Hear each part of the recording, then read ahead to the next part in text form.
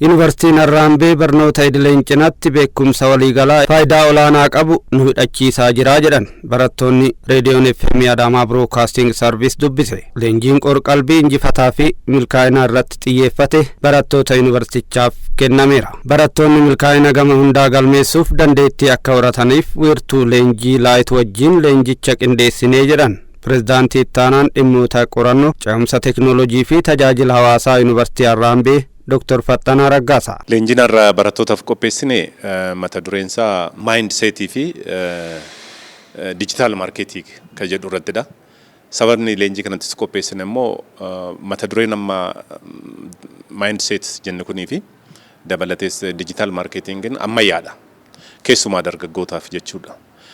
Yeroo ammaa kana barattooti leenjii yuunivarsiitii keessatti yookiin immoo daree keessatti fudhachuu duwwaa ta'uu hin taane daree keessatti kan argatan darbee industirii keessatti yookiin immoo hawaasa keessatti ogummaa gonfatanii guddifachuu duwwaa ta'uu hin taane hojiilee akkatti uumanii hojii uumuudhaaf wantoota isaan dursanii gochuu qaban ofirraa ofitti amanuu fakkeenyaaf ogummaa akkamiin akka qabaachuu qaban namoota duukaa akkamiin walitti dhufeenya qabaachuu akka qaban akkamiin hojjechuu akka qaban maaliif dursa kennuu akka qaban dursa keessumaa yeroo ammaa kana sa'aatii isaanii yeroo isaanii akkamittiin akkatti gargaaramaa jiran murteessaadha hojii uumuu irrattis ta'ee hojii qabna irratti immoo fiixaan baasuudhaaf.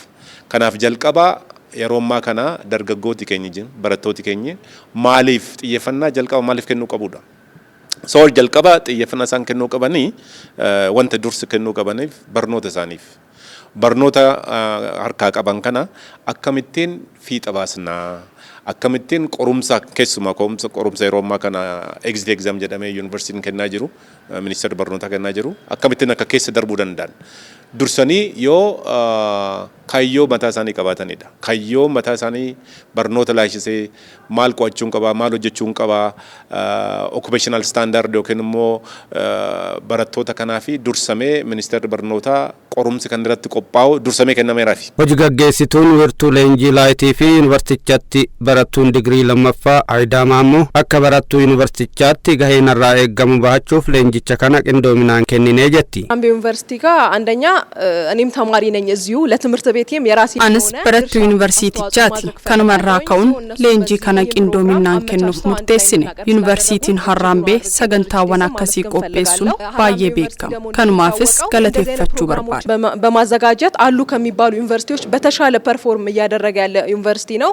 ሶ ትምህርት ቤታችንን በጣም ማመስገን ፈልጋለሁ milkaa'inni boruu har'a eegala kan jedhumo leenjicha kan kenne dargaggoo Firaa'ol Tasfaayeeti. Karooraa fi obsaan raawwachuun immoo adeemsa keessa dabramu ta'uu ibsuun osoo hin eegalin yookaan akkuma eegalleen bu'aaf jarjaruun sirrii akka hin taane gorsa. መጽሐፍ መጀመሪያ የሚናገረው ነገር ለውጥን ከፈለግን wanti battalumatti jijjiiramu jiru yeroo barbaada ajal qabna adeemsa keessa bal'isaa adeemna har'a yoo hin taane waggoota booda milkaa'uu danda'a. Nan beekanis dargaggeessa wanta hundaa amma akka ta'uun barbaada wanti guddaan garuu dafanii eegaluudha kun milkaa'ina kaleessuu danda'a. Obbo Ndaala Girmaa diinii barattoota yuunivarsiitii Harraambeeti. Gaaribachuudhaaf yuunivarsiitii Harraambee warra kaan irraa adda kan taasisu yuunivarsiitiin kun irra caalatti maamila irratti fookas ta'ee hojjeta jechuudha. Fakkeenyaaf bakka iddoon bashannanaa jira jechuudha yuunivarsiitii keessatti gara jaamoo akkas jira. Kanaaf yuunivarsiitiin keenya keessattuu teekinooloojii irratti xiyyeeffate warra kaan irraa adda kan taasisu qaba jechuudha. Fakkeenyaaf yoo jenne kilabii ICT irratti kanaan dura ijoolleen aappiiwwan garaagara kalaqxee yuunivarsiitiidhaaf hawaasaaf biyyaaf labsii gooteerti jechuudha. Kanarraan barattoonni baay'een yuunivarsiitii keenya filatanii gara keenyatti dhufanii barachaa jiru jechuudha.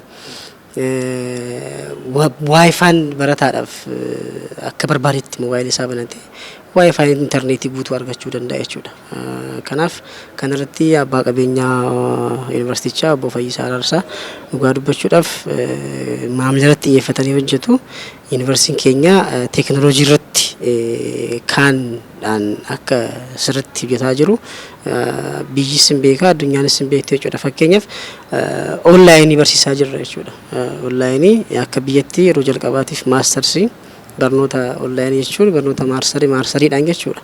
kanaaf yuunivarsiitiin keenya kanaan baay'ee filatamaadha jechuudha. Leenjichi jijjiirama barbaannu fiduuf bu'uura kaa'aa jedhan barattoota leenjicha fudhatan keessaa kanneen dubbifne. Yuunivarsiitichi barnoota idilee nuuf kennu maddiitti leenjiiwwan akkasii beekumsa waliigalaa nu hidhachiisan kennuusaaf galata galchinaa jedhan. Cimee itti fufuus dhaamaniiru. Leenjiin irra nu kenname kun baay'ee gaariidha jedhee fudhadha. Maaliif jennaani leenjii kanarratti hundoofnee akka of jijjiirama gara fuulduraa keenyaaf yuunivarsiitii kanallee baanee nu carraa eeggataa hojii eeggataa osoo hin taane hojii uumaa taanee akka itti funuun nu gargaaradhee yaada. Yuunivarsiitiin Harambee kana qopheessuu isaatti guddaan galateeffadha. Gamanumaan taate gochaan akkanaa kun jajjabeeffamuu qabadee yaada. በጣም አሪፍ ነው የሚበረታታ ነው። ሀራምቤ ሁልጊዜ እድል እንዳመቻቸ ነው ለተማሪዎች። ይሄ ደግሞ የሚደገፍና እንደውም ይቀጥልልን የሚያስብል ነው።